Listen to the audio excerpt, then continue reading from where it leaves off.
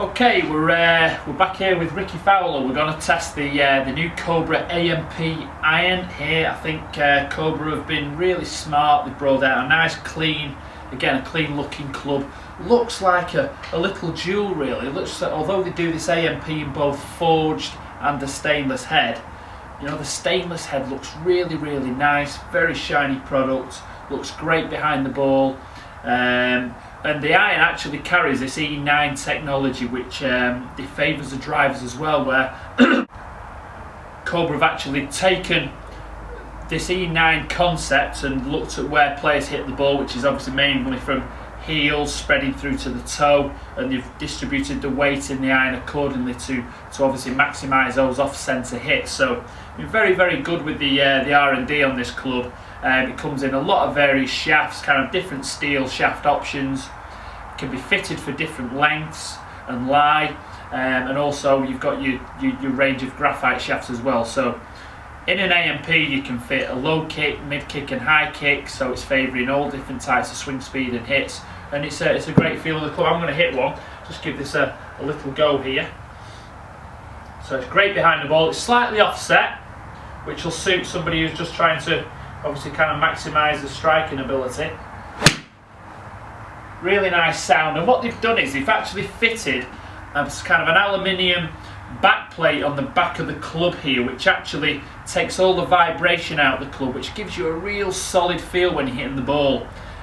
Also kind of this back plate kind of dampens down the vibration and takes away the sort of the sound, so it's a real nice clip when you hit the ball. Let's give this another go. So nice large hitting area, so good size head without it feeling too clumsy. I think sometimes you can get heads where they are actually too big now, and the leading edge on the club, the top leading edge, feels very thick, and sometimes that takes away, for my money, a little bit of the feel for the club. Sometimes they look a bit as though they've been pumped up with a bicycle pump. They're a bit too big and clumsy, but I think they've got a nice balance here between obviously all the game improvement qualities. It's peripheral weighted, there's plenty of weight on the sole.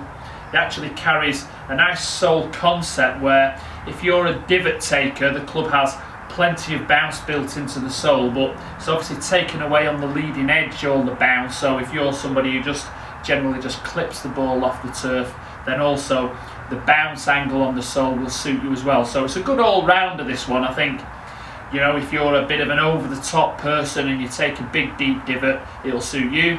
If you're kind of dropping the club a bit more on the inside and you might hit a little clean draw off the turf and hit the ball a bit more right to left, also suits you down to the ground. So a real good all-rounder. So again, I've made my club here out of our demo car. I've made this 1/2 inch longer, which is generally my spec, 2 degrees more upright, which we can do on the fitting cart. But sat behind the ball, I really feel as I could use this myself. It's a nice looking club. I think sounds great when you're hitting it. Lots of ball speed. It really feels as though the ball fires off the face again, which is I would say now a nice concept that the drivers have. But on the irons, they feel as sort of lots of energy. Really feels I'm creating a bit more distance. Loft wise now, with most manufacturers, everything has gone a little bit stronger.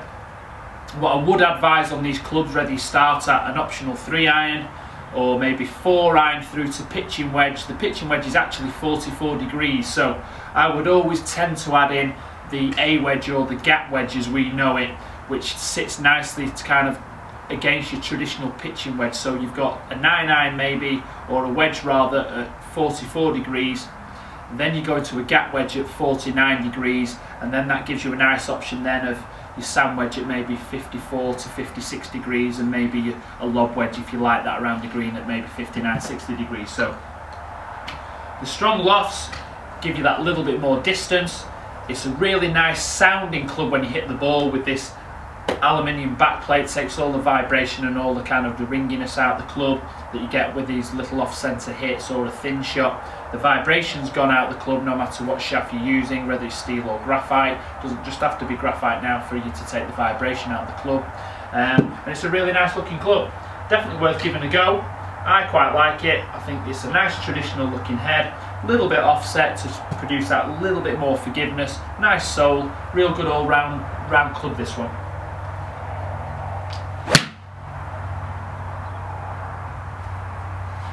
give it a go, give it a try. I think you might like it.